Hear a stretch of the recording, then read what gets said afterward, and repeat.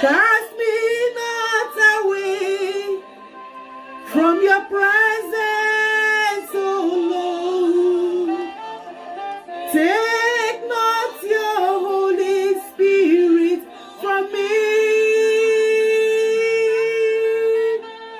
Restore unto me the joy of my salvation. Renew right spirit within me. Beloved, I have before us today, I titled this message, Set Yourself Apart at a Time Like This. Set yourself apart at a time like this.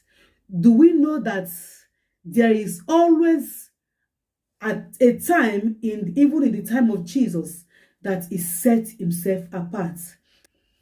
Likewise, you and I, as believers that we are, there is always a time that we need to set ourselves apart. If Jesus is all that matters in your life, there is always a time that we need to set ourselves apart to seek the face of God. At times you look around you, you don't understand. You can't lay your hand on things that is going on around you. Beloved, it is time for you to set yourself apart. At times you look around you, you are in the midst of confusion. You can't even understand. You can't even figure out what is going on around you. It is time for you to set yourself apart and seek the face of God.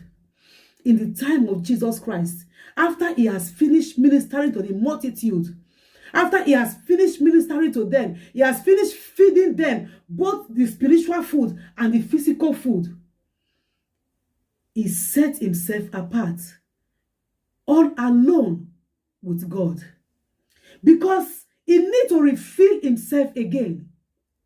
He set himself apart. It's a call for you and I. Whenever you look around you, at times you do not understand what is going on around you.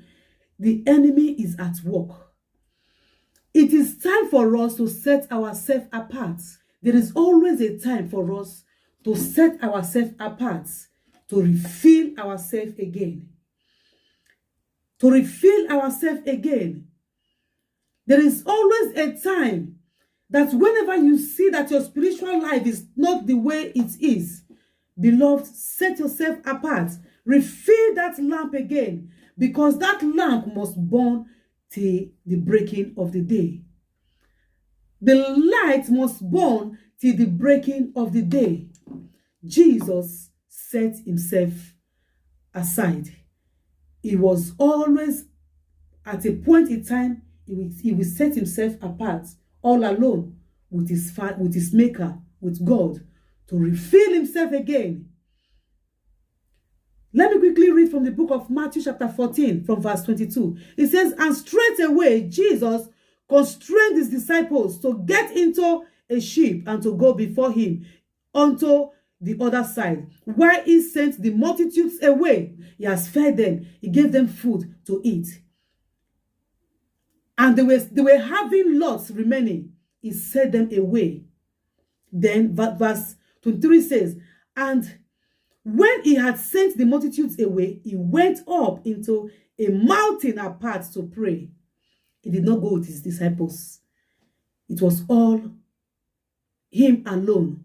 He went apart to pray. And when the evening was come, he was there alone, seeking the face of the Father. It is very important that we believers will set ourselves apart. Don't wait for that trouble to come first. Even in this journey of life, God did not promise us that everything is going to be fine. We will see the tribulations. We are going to encounter trials. We are going to encounter persecution. But in the midst of all, he said, he will always make a way for us. In the midst of all, he will always make a way of escape. He said, though we walk through the valley of shadow of death, we should not fear no evil. Why? Because he is with us. His rod and his staff comfort us. In Isaiah 43, it says that when we pass through many waters, it will not swallow us. So, as a believer, there are things that that we might encounter on this journey of life. It is very important, essential for us to set ourselves apart. Jesus always, after he will minister to the multitude, at times in a point in time on his journey, he will have to, set himself apart to seek the face of God. Do you know what happened after he have, set himself apart? Let me continue to read from where I stopped. In verse 24, it says, "But the ship was now in the midst of the sea, tossed with waves." Tossed with waves, for the wind was contrary. And in the fourth watch of the night, Jesus went unto them walking on the sea. This time around, after Jesus had refilled himself, because he went to seek the face of his Father one-on-one. What is that thing that is making you to be afraid right now when you have Jesus with you in that boat? What is that thing that is making you to be afraid right now when you have Jesus with you in that situation? When you have him with you, why should you be afraid? It is time for you to set yourself apart, seek the face of God. In the midst of trouble, when things, when things are becoming, unknown to you, unclear to you, Jesus must speak. He will never leave you. He will not leave you empty-handed. He will not leave you in the dark. No, he must speak.